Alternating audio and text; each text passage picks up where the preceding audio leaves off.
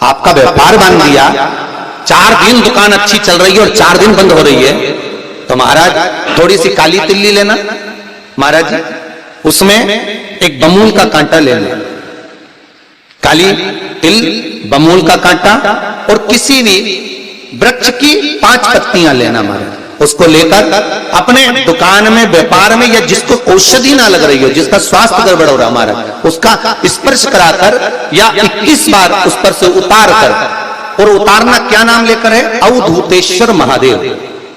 कौन सा महादेव है? जम के बोलो जरा। अवधूतेश्वर महादेव शिव जी का एक अवतार हुआ था, अवधूत रूप शंकर का। शंकर भगवान के उस क्रोध को, भगवान शिव के उस क्रोध को ब्रह्मा जी ने घोड़े का रूप दे दिया था और घोड़े को समुद्र में डाल दिया था। उस घोड़े से जलंधर हुआ था, फिर जलंधर का विवाह वृंदा से हुआ था। अर्थात शास्त्र कहता है कि अवधूतेश्वर महादेव का जो रूप है वो रोग का निवारण करने के लिए, व्यापार की वृद्धि को आगे बढ़ाने के लिए। आप लोगों ने कहीं कहीं देखा होगा, किसी किसी के ऑफिस में देखा होगा कि वास्तु शास्त्री कहते हैं कि दौड़ते हुए घोड़े का फोटो लगाओ। सुना है कि नहीं सुना? अरे बोलो तो सुना है कि नहीं सुना? किसी वास्तु वाले के पास जाओगे ना तो वो कहेगा तुम्हारा ऑफिस अच्छा नहीं चल रहा ना, तो दौड़ते हुए घोड़े का फोटो लगाओ। जो घोड़े 4-5 घोड़े दौड़ रहे हैं उनका फोटो लगा। क्यों कहते हैं वो?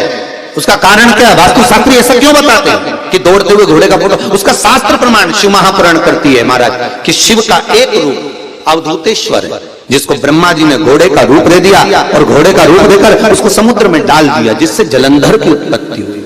तो अगर मान लो अगर प्रॉब्लम चल रही है, व्यापार में दिक्कत आ रही है, व्यवसाय में तकलीफ आ रही है, या किसी ना किसी रूप में कोई ना कोई कष्ट आपको लग रहा है, तो अवधूतेश्वर महादेव का नाम लेकर काली तिल्ली, वृक्ष की पत्ती और एक बमूल का कांटा लेकर, और आप दुकान में से उतार लो, चाहे शरीर पर से उतार लो, उसको ले जाकर किसी भी चौराहे पर उसको पटक दीजिए। चौरास्ते पर नहीं डाल सकते तो बहते हुए पानी में डाल दीजिए। बहता हुआ पानी ना मिले तो पीपल के वृक्ष के नीचे डाल दीजिए, पर उसको मकर राशि के पृष्ठ भाव में ही डालना।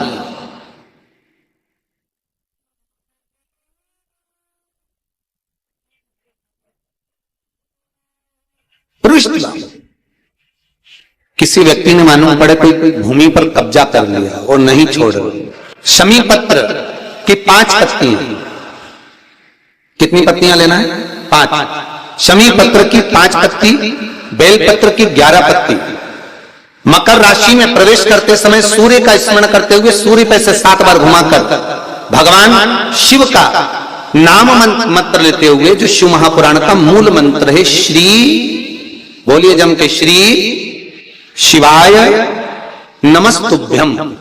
शिव महापुराण के मूल मंत्र का स्मरण कर सूर्य पर से घुमाकर शंकर भगवान के शिवलिंग पर जो समर्पित कर देता है और चढ़ी हुई एक बेलपत्र, शमी पत्र उस स्थान पर डाल देता है जो कब्जा नहीं छोड़ रहा, महाराज 6 महीने के अंदर वो कब्जा छोड़कर भागता नजर आता है।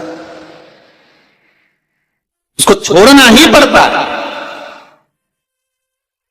सूर्य का प्रवेश, लोटा पानी, कलश, महाराज उसमें जल भर लीजिए और जल भरकर उसमें 7 दाने चने की दाल के डाल लीजिए। 7 दाने चने की दाल के डालकर उसमें थोड़ा सा कुंकू, रौली थोड़ी सी उसमें डाल लीजिए। 3 शमी पत्र, 1 बेल पत्र उस जल के अंदर डाल लीजिए महाराज, और डालकर सूर्य नारायण भगवान को दर्शन करते समय, जल छोड़ते समय उत्तर की ओर, आपके घर से जब उत्तर का जो भाग हो उस ओर जल का भाग थोड़ा सा छोड़े। आखिरी का बचा हुआ जो जल और बेलपत्र और शमी पत्र है एक साथ जब छूने तो जितना अपने मन में भाव हो कि हमारा इतना कर्जा है बाबा, वो चूक जाए, या कोई पैसे नहीं दे रहा है उसका भी स्मरण कर सकते हैं कि हमारा इतना रुपया लेना है, और वो जल, शमी पत्र, बेलपत्र उसी समय पर नीचे डाल देना, उसका छींटा थोड़ा सा अपने ऊपर लेकर प्रवेश कर महाराज। ज्यादा से ज्यादा 5 महीने 6 महीने कहीं ना कहीं बाबा इससे कृपा कर देता है, कोई सहयोग, कोई धन, कोई संपदा, कोई व्यापार ऐसा बना देता है कि पैसा हाथ में आता है और कर्जा चूक जाता है। ये बाबा ही। और एक बात का याद रखना, हमें किसी से लेकर नहीं देना कर्जा, भगवान से ये निवेदन करना है हमको कि बाबा हमको ऐसा व्यापार दे, ऐसा धन हमारा खुद का दे, जिससे हम अपने पैसे से कर्जा चुका। मालूम पड़े इधर से लिया इधर दे दिया, इधर से लिया इधर दे दिया, राधे हमने इधर से लिया इधर दे दिया, इधर से लिया इधर दे दिया, तो उससे कर्जे का कोई चुकने का क्रम नहीं आता महाराज। उससे और कर्जा होगा पर चुकेगा,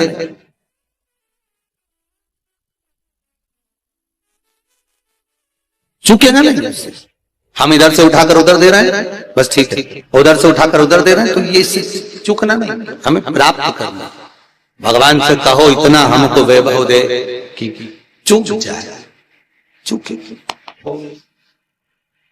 एक पार्थिव शिवलिंग का निर्माण शमी वृक्ष के नीचे करिए। फिर निवेदन करूंगा जिसको मिर्गी की बीमारी हो, मिर्गी की तकलीफ आती हो, या चक्कर आते हो, फिट की बीमारी हो, या किसी भी रूप में आप काम करते हो और आपको भन्नाटियां आती हो, चक्कर आते हो, उसके लिए शिव महापुराण में सुंदर उमा खंड में और स्कंद पुराण में दोनों में बहुत सुंदर वर्णन करा कि एक पार्थिव शिवलिंग का निर्माण शमी के वृक्ष के नीचे कर। फिर निवेदन करूंगा, शमी का वृक्ष जानते हो आप लोग? बेलपत्री के वृक्ष का जो निर्माण है वो माता पार्वती के नयन अश्रु से हुआ है।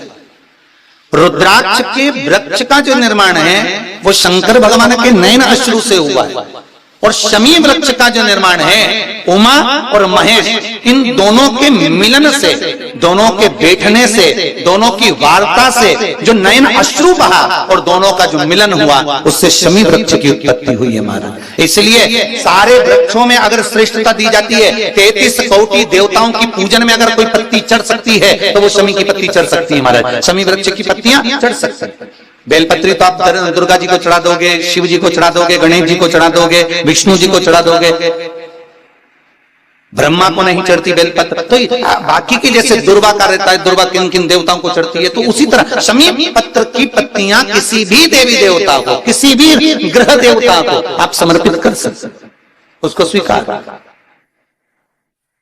पर एक बात याद रखना, जब शमी पत्र की पत्तियां आप समर्पित करें तो शमी पत्र की डाली समर्पित नहीं होना चाहिए। जैसे एक यहां पर रखी होगी, कुछ माताओं ने आज चढ़ाई शमी पत्र का, हाँ, ये जो आपने चढ़ाया है ना डाली के समय में, ये गलत है। ये हमको रोग की उत्पत्ति करा। क्या उत्पत्ति कराता है? रोग। जैसे अगर डाली के समेत शमी पत्र हम अगर शंकर जी को चढ़ा देते हैं या किसी भी देवता को चढ़ा देते हैं, उससे हमारे कमर में, घुटने में, पीठ में, सिर में दर्द 15 दिन के बाद में चालू होना प्रारंभ हो जाता है। धीरे धीरे धीरे धीरे धीरे धीरे वो दर्द चालू होता है। इसलिए शमी पत्र का एक नियम है कि उसकी पत्ती को तोड़ा जाए, पेड़ से उसकी पत्तियों को तोड़कर फिर भगवान को समर्पित करो। पर डाली समर्पित नहीं हो सकती, डाली का समर्पण नहीं है। और कितना सुंदर लिखा है, बेलपत्र की डाली भी है ना, अगर बेलपत्र की मान लो डाली भी चढ़ गई है तो वो स्वीकार होगी, पर शमी पत्र की डाली स्वीकृत नहीं है, उसकी पत्तियां स्वीकृत है महाराज। पर जल्दी जल्दी में आप लोग को हो सकता है कि भाव आपका इतना ज्यादा रहता है ना, इतना भगवान से तुम प्रेम करती हो ना, तो भगवान पर बस इसने अपना उंडेलने के चक्कर में तुम ज्यादा ही कुछ उंडेल लिया। बस दिक्कत यहाँ आ जाती है। बेचारे पंडित जी तो थोड़ा सा बोलते हैं, तुम उसके 4 गुना चलती है। दिक्कत बस यही है। देखो कौन सा व्रत करती हो तुम लोग? वो 16 सोमवार का व्रत करती हो। कौन कौन ने करा 16 सोमवार, संकट सोमवार? कभी करा हो जिंदगी में? करा सब लोगों ने? रखो जरा।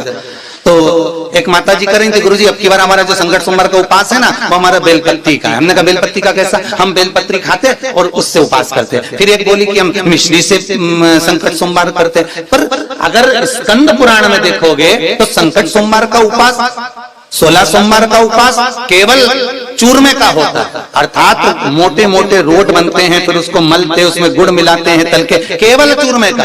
पर अब मन तुम्हारा कि तुम उसको मिश्री का कर रही हो कि बेलपत्री का कर रही हो। किसी ने कह दिया 3 बार संकट सोमवार करना जरूरी होता है, तो 3 बार अलग अलग चीज से करो। ये कौन सा प्रमाण लिखा है? कहां लिखा कि 3 बार करना है तो अलग अलग चीज से करना पड़ेगा? नहीं, अगर आप रोट का चूरमा बनाकर शंकर भगवान को भोग लगाकर अगर संकट सोमवार कर रही हो तो शिव जी को लगता है कि ये मुझे समर्पित कर पाएगी। अब तुमने बेलपत्री का अगर संकट सोमवार करा तो बेलपत्री शंकर जी को भोग में रखी, बोलो रखी कि नहीं रखी?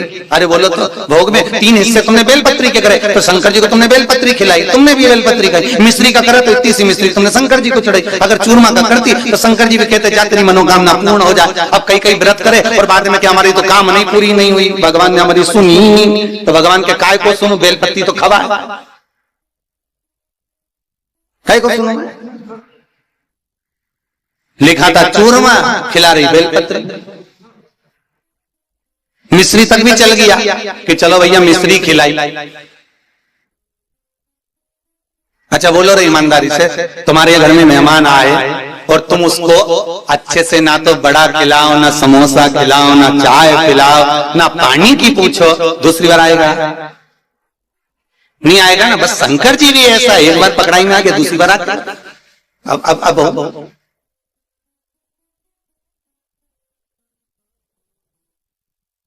भगवान को कुछ नहीं चाहिए, कुछ भी नहीं चाहिए भगवान को। बस तुम्हारी जो नाटक है ना, भगवान को ये जो छल है, जो दुनिया के लोगों ने आज के समय में भगवान की पूजन को जो प्रपंच बना रखा है, शिव उससे दूर है।